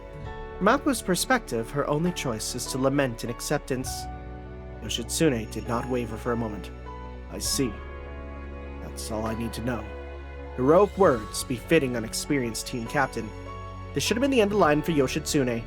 The rumor that Aoko's first love was still seeing her despite having betrayed her was confirmed to now be true. On the surface, it looked like Aoko was completely smitten. However, Yoshitsune had sworn something to himself. If Aoko was already in a happy relationship, then opening up to her would be of no avail. He would gracefully step down, but if her relationship wasn't happy, that was a different story. In that case, he was prepared to fight against her first love man to man. Apologies for the noise on your restful evening. I believe you and I will be facing off very soon, Father. Yoshitsune excused himself and turned with a swirl of his cape. Seeing him about to leave, Father Eri spoke up. I think we're misunderstanding something here, so let me be clear. I am not Aoko's first love, and neither am I the sort of vile creature that would feel desire for every woman I see. Wait, what?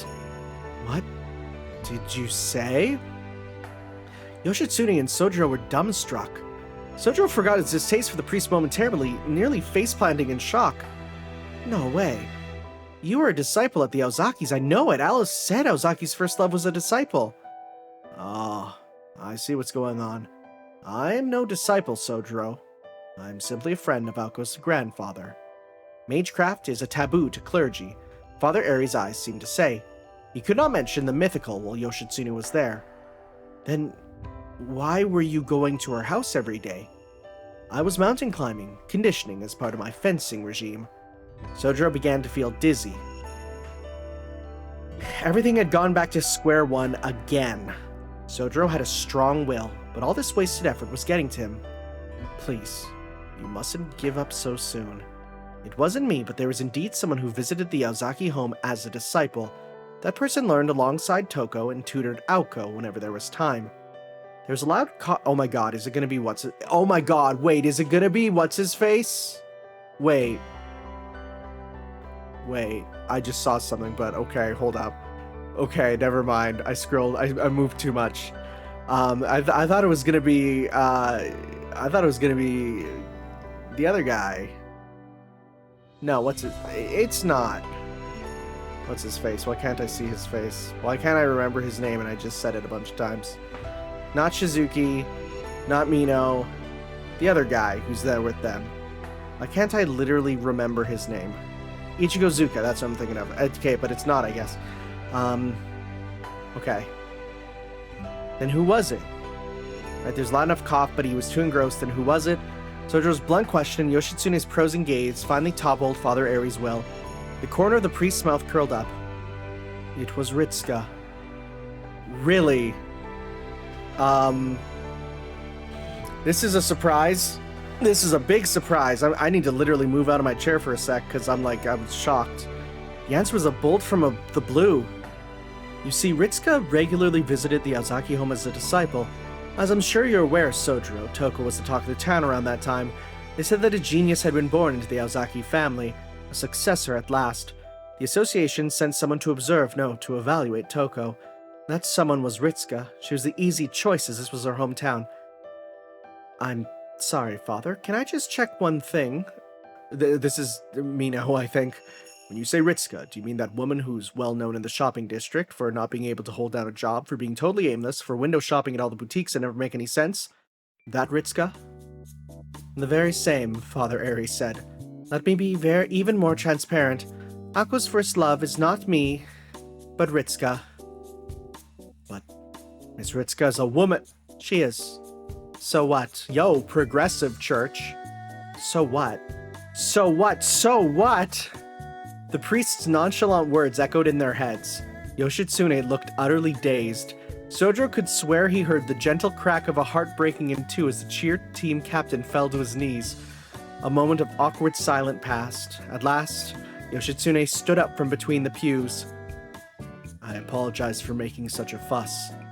Let's agree to not speak of what has transpired tonight. Of course, a true warrior never tells. Eyes spinning, Yoshitsune turned from the priest and wobbled toward the door. Are you okay, Mino? We must never interfere with true love. If this is how Ozaki approaches her love life, then there's no place for me. No, for any man. Huh? Why? Sojiro did not understand what he meant. The two boys' shock came from different places. It would be some time before Sojiro learned what same-sex attraction was. That is the funniest thing I've read in a long time. Oh my god. Okay, he just doesn't know that that's a thing. Okay. That is the funniest line. Yoshitsune left the chapel behind, not even stopping to thank Ichigozuka. That was a big shock, huh? I feel a little guilty seeing poor Yoshitsune like that. Ichigozuka spoke as he watched the dazed boy leave. Sojiro nodded in agreement, feeling apologetic. Hey, Ichigozuka, why did Mino act like it was the end of the world? You don't know? Oh, don't worry about it. It's over now, case closed. Come on, Sojiro, let's get out of here. Ichigozuka motioned for him to follow out of the chapel. Father Eri cut in, the smile of a saint upon his face. Oh, both of you. There's someone I'd like to... both of you wait a minute. There's someone I'd like to introduce you to. Come on in. The door beside the altar leading to the living quarters opened. A girl appeared, 17 with long hair and bright blue eyes. In contrast to her graceful beauty, she seemed to physically emanate a strong elderly sister aura. My, this is quite the juicy scoop, isn't it? I think it's too early to close this case. Wait. Oh. It was Student Council President Aoko Ozaki herself. Oh god, Ozaki! Normally he wouldn't be so horrified to see her, but given how he'd been looking into her love life behind her back, he was sure he was going to face the same fate as Hosuke Kinomi. He shook like a leaf, nearly numb from fear. Don't make any sudden moves. If you try to run, I can't promise you'll make it alive. Aoko rolled up her sleeves as she strode to him. The claws were out. Her fury burned easily, far more intensely than the time at the amusement park. Sojiro knew exactly what awaited him. Wait a sec, wait a sec. I know you're mad at me, but was it that bad? In the last-ditch effort to stop Aoko from killing him, he protested desperately. But Aoko had different ideas. Not you, the jerk back there. He wasn't her target. Instead, her glare pointed directly at Ichigozuka, who was standing by the entrance in a cold sweat. Oh? Not me? I'll give you an earful later, Shizuki, but you're not the biggest issue right now, so let's hear it. Why were you the main culprit tagging along with Mino all this time? Oh! Answer me, Ritsuka! Oh my god, what? Sojiro stopped dead at the name and turned around. Of course, all he saw was Ichigozuka. Ichigozuka is Ritsuka? It's, not like I was trying to trick anybody, really. Wow, you got me. Ichigozuka laughed sheepishly. Aoko moved toward him without a word. As she passed by Sojiro, she lifted her right hand to the height of her head, readying a powerful straight blow. Wait, what? Wait, this is all a misunderstanding. I'd never told anyone anything. Somebody explain to me what's going on. Oh, you haven't heard, Sojiro? Father Eri chimed in. Ritsuka's a member of the Mages Association who specializes in espionage. She excels in disguising herself using magecraft and can even change her muscle and bone structure. When she went to observe the Aozaki family, she used male and female forms to expertly infiltrate their home as a disciple. She even took up the task of tutoring Aoko, even though it was beyond her job description. As a result, the young Aoko developed feelings for the man Ritsuka had disguised herself as. Sojiro was too astonished to laugh. No way. Even your first love was a total misunderstanding, Aozaki?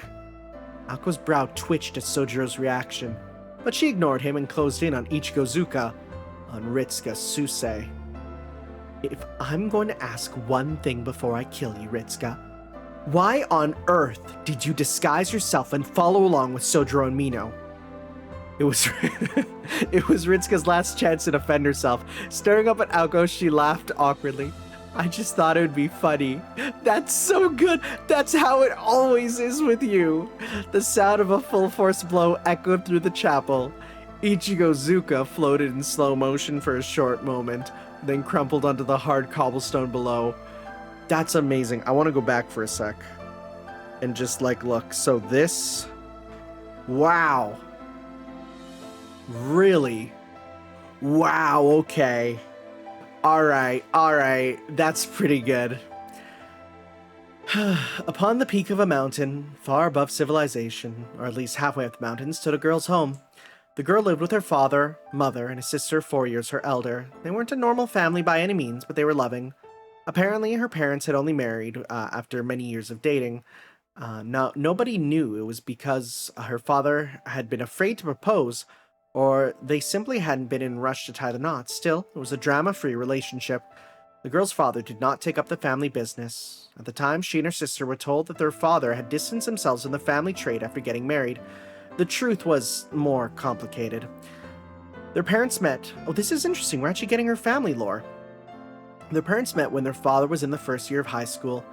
On that day, he visited the cavern where his father, the head, resided. There, he made it very clear that he did not think the family business was for him and that times had changed. The girls would learn about this much, much later, but it only made her respect for her father grow. Her father was not a genius by any means, but he had a personal creed that not even her grandfather could contest. That creed was simple. His wife was the most important thing in the world. When he met her, he was ready to throw away hundreds of years of tradition. The duty will then fall to your children. Will you still forfeit the headship? Said her father. It'll be their duty eventually, whether I accept it or not. If they choose the family trade, then I will support them as their dad. Not that a good-for-nothing like me could possibly have children. Yet, he was blessed with progeny. His first daughter, the girl's older sister, had a talent that was clear before she was born. A child so gifted only comes once in 100 years, came the association's message of congratulations, which left the father a bit troubled. One would expect him to lament the fact that a daughter so talented would be born to a man who rejected his family inheritance. But the truth was, crap, this kid's gonna be expensive. Her education's gonna cost 10 times the average. Her talent wasn't of any concern to him, only the cost of the environment needed to grow her potential. Several years after her birth, his first daughter declared she would take up the mantle as head of the family, though no one was sure how seriously to take the decisions of such a young girl. Thanks to that, though, their home now saw a slew of foreign tutors shuffle in and out. The girl, this family's second daughter, had talent as well, but only a fraction of the first. Next to her elder sister, she was a disappointment. Comparing them was like comparing a microwave meal to a steak dinner. As long as her older sister was the heir, the girl could never inherit the family trade. My sister is the chosen one, not me. The truth was cruel. Still, the girl felt no envy or inferiority. Rather, she felt herself lucky to be able to leave everything to her sister and enjoy her own life. Or perhaps she did hold a tiny, tiny grudge. It was sometime after she started elementary school. The new tutors came to the home and were different from the rest. "We have a twin brother and sister coming this time," said the girl's elder sister. "They've come before as disciples. It's a little complicated, but that means they study under the same mentor I do. One of them is going to help around the house, I hear. If you don't feel like going to cram school, then why not learn from him, Malko?" This was the beginning of one of the girl's romantic tale with the Suse twins. Or rather, Ritsuka Suse. Ritsuka Suse had been running a private investigation, masquerading as two people. Basically, she was a spy. At the time, Yuika had not yet transferred to Misaki. In her normal appearance, Ritsuka pretended she was Yuika, and when she disguised herself as a man, she used her real name. Interesting. The fictitious Suse brother Ritsuka didn't have the same darkness around him as the Suse sisters did. He was a bright, cheerful, friendly young man. He was a college student from the city, and the first stranger that the girl ever felt comfortable with. "Ritsuka, are you not going to join Toko?" the girl asked him once. "That's for Yuika to deal with. I prefer relaxing here with you, Aoko. Also, I don't want to think too hard, you know?" The girl was very aware of his, or rather her, true nature. He was both kind and handsome, but after a while his laziness had become apparent. This man, charming as he could be, was totally unsalvageable. "I see. So you're saying you were born to mooch off women forever. Are you ever going to change?" "Am I that horrible?" Ritsuka asked. "I guess I should straighten up. Maybe I'll go to a chiropractor, or pick up yoga." "Oh, very funny. Instead of trying to straighten your back, you should go to the hospital and get a brain transplant." "Harsh, but fair. Better watch yourself around me, Aoko." Either Ritsuka's brazen laziness made the girl feel more comfortable, or it spread like a disease, and eventually the girl's walls began to come down. He grew to admire Ritsuka's outlook on life, a feeling she mistook for love. It was a mistake so damning that she would later wish to rewrite the Akashic records. Autumn neared its end, the leaves red like fire on their branches. The Suse siblings would end their stay in 2 months. When the little girl learned of this, she immediately put her innate rationality and sharp judgment to work. "Yuika, may I ask a question? How might I get engaged to Ritsuka?" Yuika let out a guffaw as if she just heard the funniest joke in the world. What a weirdo. Mages are so bizarre, the girl thought, wrinkling her nose as if looking at a pig. The girl began to lay out careful plans. She had a personal code. She was going to play no matter the cost. She applied it to everything, even romance. She would reveal her feelings on the Suse twins' last day at the Ozaki home. This way, she would corner Ritsuka and force him into a decision. For such a young girl, it was a devious plan. Unfortunately, fate was not in a good mood. She had yet to realize that the more she perfected her plans, the more she'd be tempting fate. One factor in her downfall was asking Yuika for help. The girl asked Yuika for all sorts of advice, and even opened her heart about her feelings, all with the promise that this would be kept secret from Ritsuka. In the end, she could never tell why Yuika would slap a hand over her mouth whenever a girl would go on and on about her dreams. Finally, the day of destiny arrived. On the night when the moon shone most beautifully above the mountain, she told Ritsuka her feelings. "In 6 years, I will be the most loving, graceful woman in the world and prove myself as a public figure far more distinguished than my future husband. Plus, I'll have a 7-figure salary. What will you do in those 7 years, Ritsuka? If you have no ambitions, then why not ask Toko to put you into cryo-sleep?"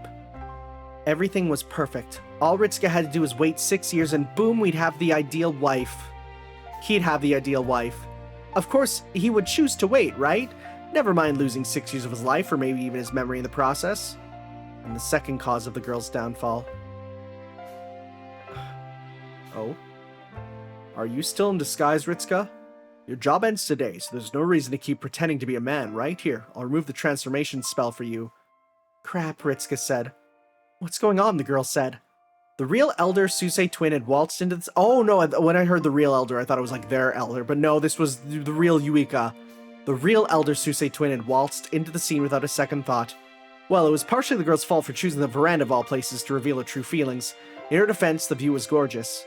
Yuika had a bottle of milk in her hand and a towel around her neck as if she'd just taken a bath. She snapped her fingers and Cinderella's spell fell at midnight, returning Ritsuka to the form of a young woman.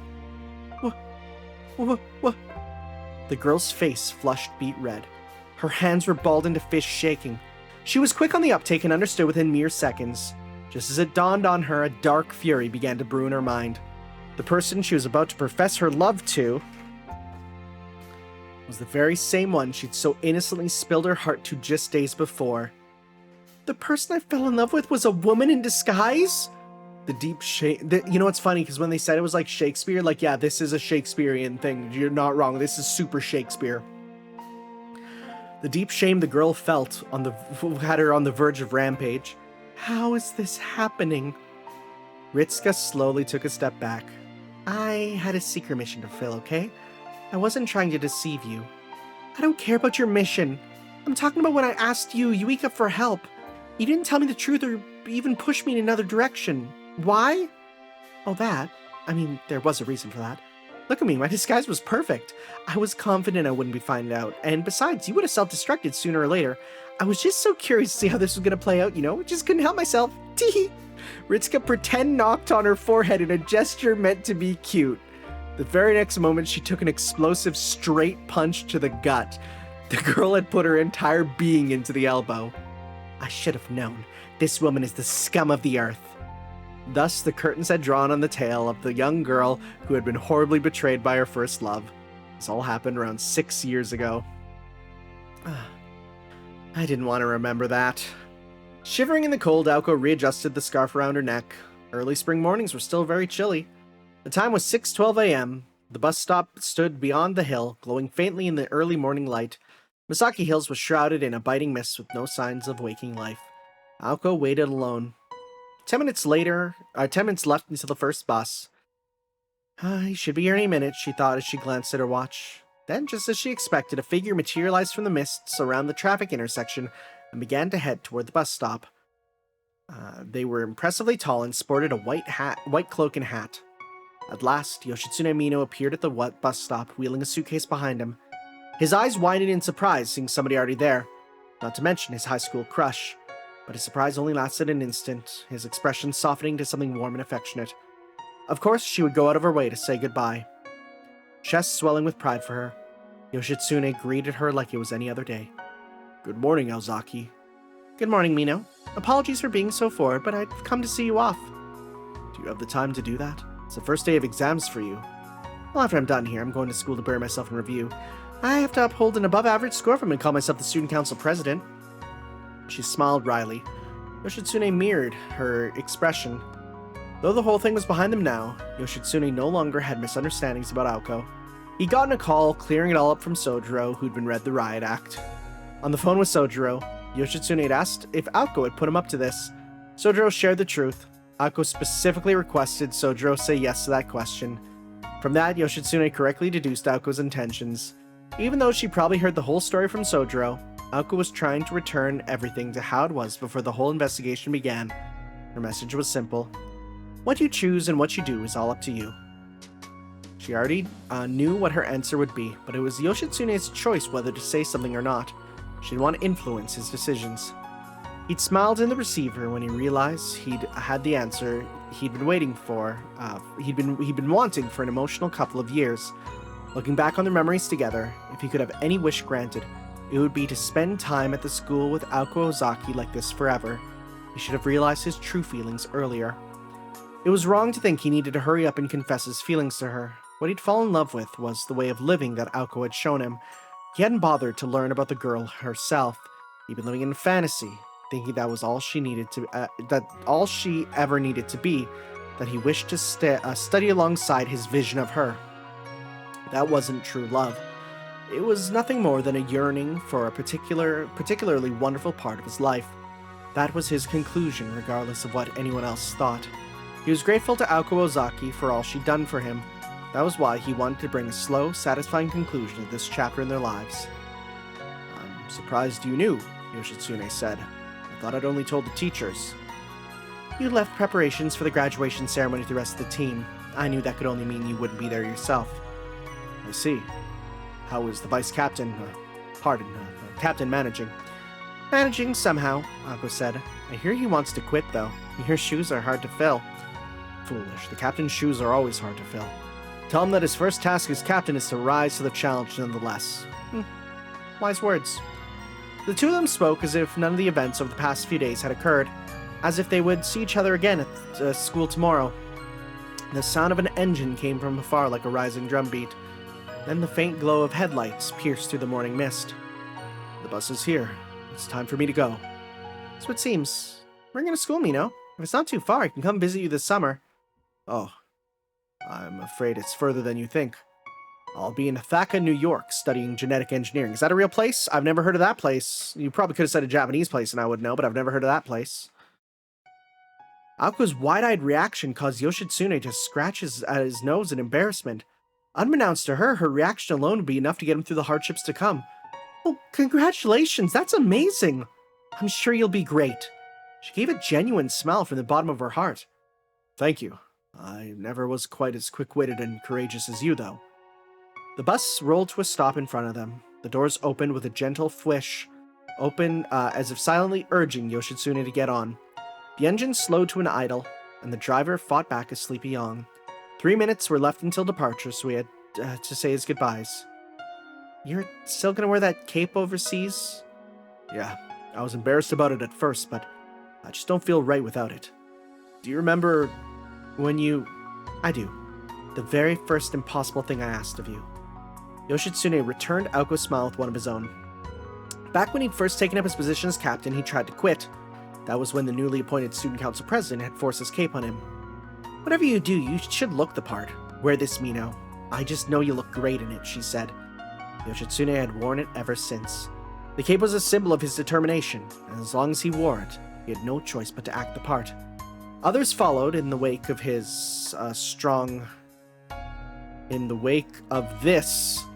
man, and so he had to forge ahead to clear the way.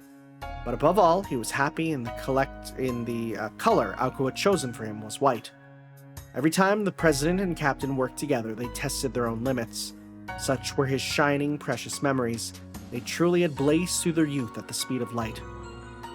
Sorry, I might cry. Oh, please don't. Tears wouldn't suit you. They were interrupted by a loud honk. The driver kicked the engine back into motion. Can I apologize for one thing, Mino? Aoko's expression, bright as just a moment ago, was now clouded over. Apologize for what? Oh, for the cape and such. I always thought I was pushing you further than you wanted to go. I'm worried I might have ruined your time in school. He chose not to ask why she felt that way. Instead, his heart lit up with respect and awe for the incredible upperclassman. Aoko fully understood what sort of person Yoshitsune was. She knew that he felt more comfortable in a research lab than at the head of a crowd. She placed more trust in him and worked to bring out his potential. With everything that happened, it made sense she would feel guilty. However, no, you have not. He removed his cap from his head. Calmly, he looked straight at the girl who had captured his attention for 2 years. My time here was wonderful. I was blessed to have such amazing people around me. Knowledge isn't tied to school, Yoshitsune thought. The real learning would start now and last until he drew his final breath. He would treasure these 3 years for life. They were a time when he met people he would have missed if he'd simply committed himself to books. High school is a special place for youths to spend time with those wildly different from themselves.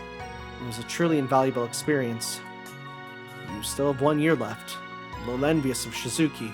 Why are you bringing him up? Just wanted to have the last laugh. Now then, please look after yourself. Yoshitsune stepped on the bus. The driver stepped on the clutch. Do your best out there, Mino. I'll come bother you when you get famous. The door shut. Aoko waved. The sunlight was already halfway up the buildings. The bus forged ahead into the warm morning glow, carrying the boy off to a country far, far away. Thus the journey of first love comes to a quiet end, having reached its destination safely. Last page. Let's rewind a bit.